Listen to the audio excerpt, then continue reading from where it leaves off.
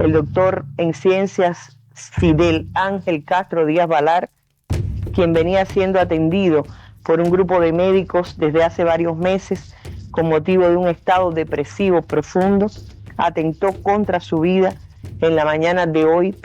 Esas fueron las palabras exactas, frías, clínicas y sin emoción. Pero detrás de ese comunicado oficial se escondía una tragedia griega que llevaba 68 años gestándose. Fidelito no era un hombre cualquiera, era el delfín de la revolución, el niño que había sido educado en los mejores laboratorios de la Unión Soviética para convertir a Cuba en una potencia nuclear. Tenía el código genético del hombre más poderoso de la isla y la inteligencia para cambiar el rumbo del país. Sin embargo, terminó sus días en un hospital, apartado del poder real, vigilado y, según muchos, con el corazón roto por el desprecio de su propio padre. Hoy, en Así fue la historia, vamos a reconstruir la vida del hombre que lo tenía todo para heredar el trono, pero que terminó siendo la víctima más dolorosa del ego de Fidel Castro. Antes de comenzar, pues te invito a que le des like a este video, te suscribas si no lo has hecho y que seas parte de esta familia. Ahora sí, vamos con esta historia. Para entender lo que sucedió en 2018, tenemos que ir a 1949. Fidelito nace en medio de una guerra civil familiar. Su madre, Mirta Díaz, pertenecía a la élite política que Fidel Castro había jurado destruir. Su tío, Rafael Díaz, era viceministro de Gobernación de Fulgencio Batista. Fidelito no nació como un niño, nació como una contradicción. Tras el divorcio de 1955, comienza un episodio que parece sacado de una película de espías. Fidel Castro se encontraba exiliado en México, preparando la invasión del Gran. Mirta tenía la custodia, pero Fidel quería al niño, no por amor paternal, sino porque sabía que el heredero debía estar a su lado. Fidel orquestó una operación para retener al niño en México, negándose a devolverlo a su madre. Hubo amenazas, pistoleros involucrados y una tensión diplomática. Al final, Mirta recuperó a su hijo temporalmente, pero cuando la revolución triunfó en 1959, la suerte estaba echada. Fidelito fue traído a La Habana y exhibido. Hay una foto famosa de él vestido con un uniforme verde oliva en miniatura. Se le ve entrando a La Habana junto a su padre. Esa imagen selló su destino. Ya no era de su madre, era patrimonio de la revolución. Viajamos a finales de 1960. Fidelito desaparece. Cuba no vuelve a saber de él. ¿Dónde estaba? Aquí entra una parte de la historia que pocos conocen. Fue enviado a la Unión Soviética, pero no como Fidel Castro Jr. Eso era demasiado peligroso. La CIA podría usarlo como blanco. Allí nació José Raúl. Ese fue el seudónimo bajo el que vivió durante años. Vivía bajo la protección directa de la KGB.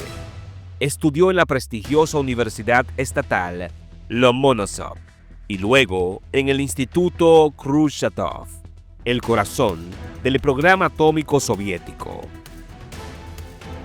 Era un estudiante brillante. Se graduó summa cum laude, pero su vida era una jaula de oro. No podía salir, no podía decir quién era su padre. Se casó con una rusa y tuvo hijos que crecieron hablando ruso mejor que el español. Fidel Castro no estaba criando a un hijo, estaba fabricando a un científico de élite. El plan maestro era que, a su regreso, Fidelito le diera a Cuba la llave de la independencia energética, la energía nuclear.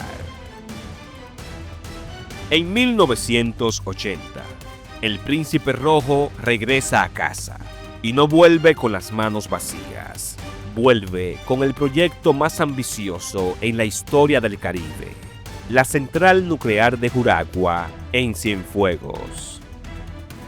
Fidel lo nombra secretario ejecutivo de la Comisión de Energía Atómica de Cuba.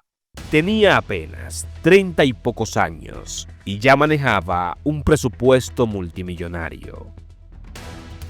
Juragua iba a tener 4 reactores. Prometía cubrir el 15% o el 20% de la demanda eléctrica de toda la isla. Esto significaba el fin de los apagones. Durante esta década, Fidelito fue intocable. Viajaba por el mundo, se reunía con científicos de la OIEA, vestía trajes occidentales impecables. Era la cara amable y moderna del régimen, pero cometió un error fatal: creer que su posición se debía a su talento y no a su apellido. Las obras en Juragua empezaron a sufrir retrasos. La tecnología soviética era compleja y costosa. Entonces llegó 1989. Con él cae el muro de Berlín. La Unión Soviética colapsa en 1991 y el grifo del dinero se cierra de golpe. La planta nuclear se convirtió en un elefante blanco, una ruina de concreto que costó más de $1.000 millones y nunca generó un solo vatio. Alguien tenía que pagar por el desastre, y Fidel Castro no iba a admitir que fue su error de cálculo geopolítico. Necesitaba un chivo expiatorio. El 17 de junio de 1992 ocurrió lo impensable. La prensa oficial publicó una nota breve. Fidel Castro Díaz era destituido por ineficiencia en el desempeño de sus funciones. Analicemos esto.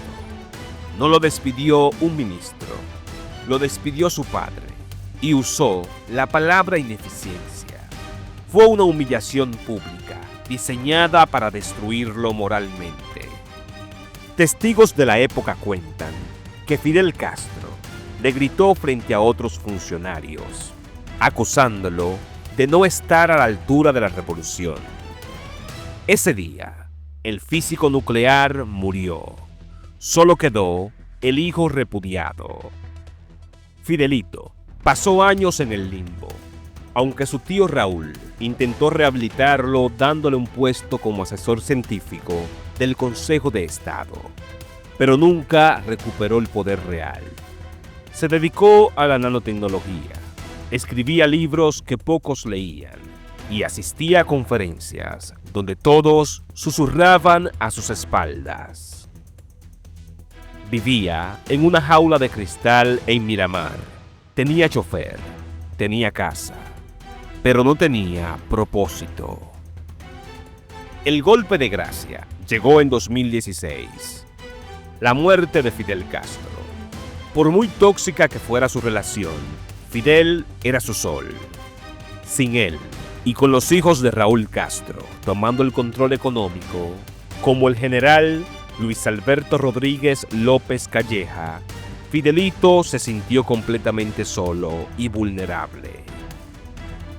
Pasó meses hospitalizados en el CIMEC y finalmente, esa mañana de febrero de 2018, decidió que no podía más, poniendo fin a la dinastía más trágica de Cuba.